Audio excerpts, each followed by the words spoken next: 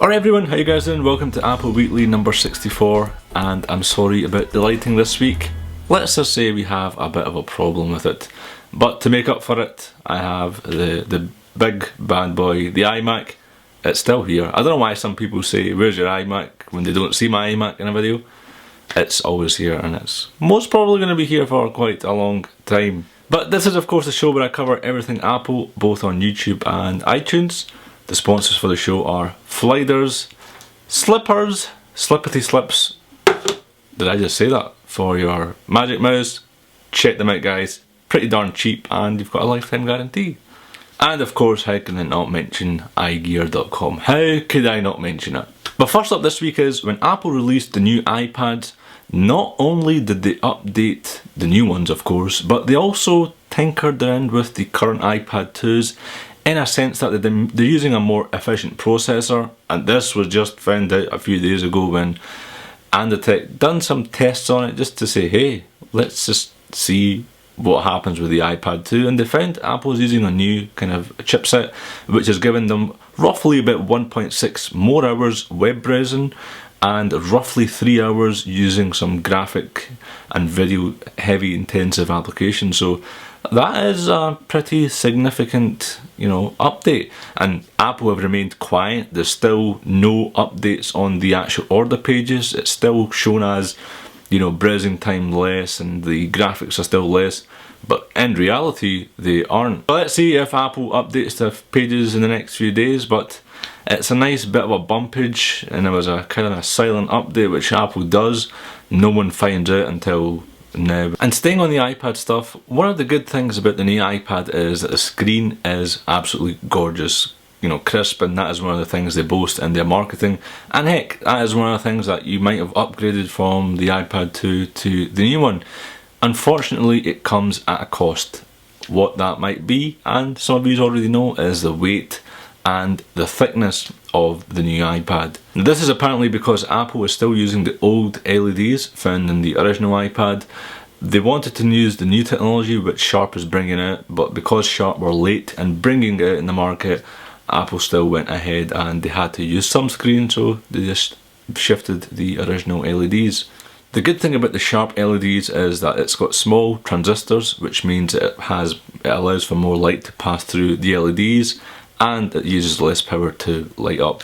So in essence, you've got a thinner battery and a lighter machine. So hopefully come the iPad 4 or the new iPad S1 or whatever, we should see more of a kind of a smaller form factor, a lighter form factor. I've always said this, an iPad, a tablet has to be a device which you can hold from one hand, and if you're using more than one hand, or if it's not really comfortable, then it's really not a device that I would personally use, and hence why I'm still using the iPad 2. Now moving on to the next story, which is Mountain Lion. There's been a few developer releases over the past few days, a few beta seeds, and one of the notable features coming out is, which I'm a huge fan of, is Do Not Disturb mode. It's a small banner, and because there's going to be notification center built in, there might be situations where you're watching a film and you don't want to be disturbed by pop-ups or saying you've got a new email or a new tweet or whatever you've got set up. You can put on a Do Not Disturb mode, similar to the airline mode that you've got on your iPhone, but again, you don't lose your connection or whatever.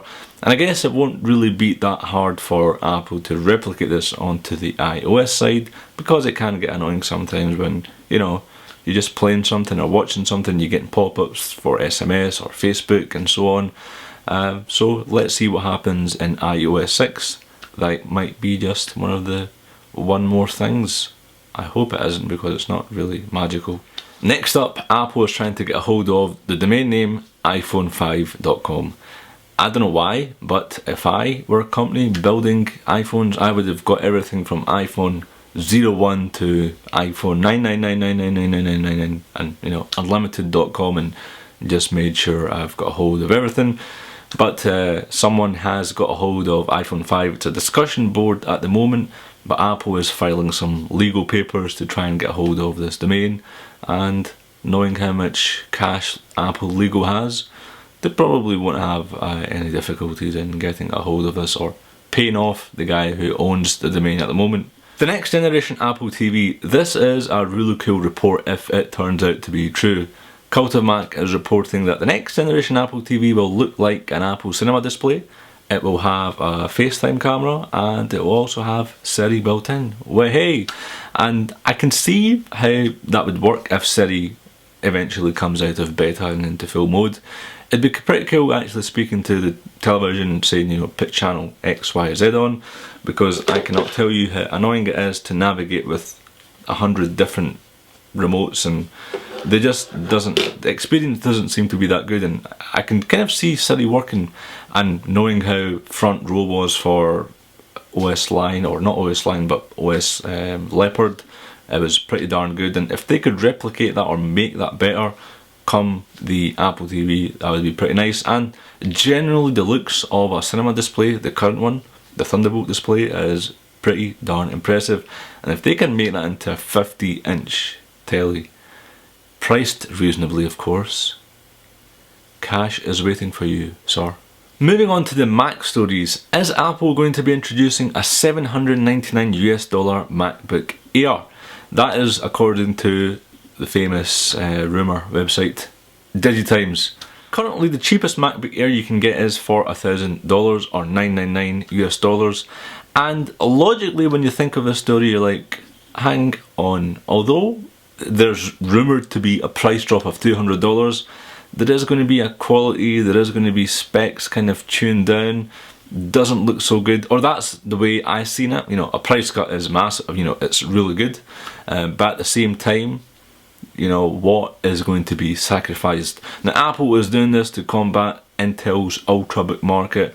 Over the past few weeks and months we've seen Intel really trying to make a push into this market with ultralight machines. You've seen Dell do it, and Apple is trying to maintain kind of an upper edge. The MacBook Air is a fantastic machine, especially the 11-inch, because you can put it into an iGear jacket.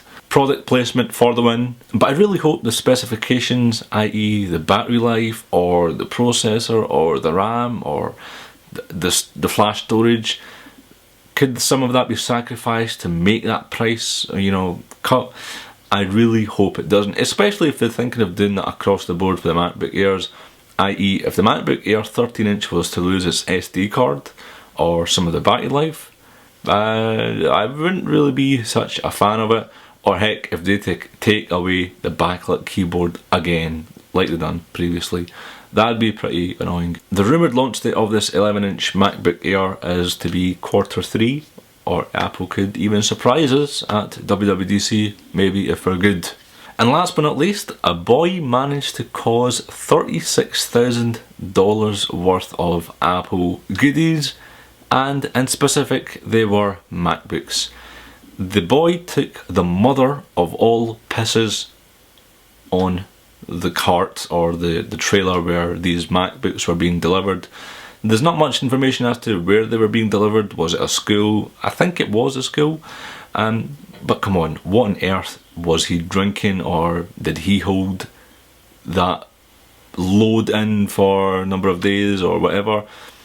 Is this insane, to be honest? How on earth could the piss infiltrate cartons and then the Apple boxes and then the machines, unless they were lying out naked, all the machines? But even then it doesn't really make sense, or I don't know what the actual story is. There's not much information on it, but I thought that story when I read it was absolutely friggin' hilarious. It equates to 30 MacBooks, so yeah, one hella expensive job that. But guys, that is it for this week in Apple. I hope you liked it. If you can like the video, subscribe to the channel, that would be absolutely epic. Be sure to check out Flyders and iGear, and of course all my social media links are on iglaswegian.com. I'll see you in the next video. Cheers guys. Hey Lawrence. Hey. Just want to let you know I got those documents done and I put them on your desk over there. Alright, thanks a lot, man. So you whipping up some lunch there? Yeah. Why don't you would say you whip me up a sandwich, huh? You got it, man. Alright. Tired of your wrist or arm stiffening up? We'll make your mouse move more with ease with Flyders, the original slippers for your mouse. Get your Flyd on, and get your set of Flyders at flyders.com. Make sure to follow us on Twitter and Facebook. I don't mean to ask or anything, but what's wrong with your hand?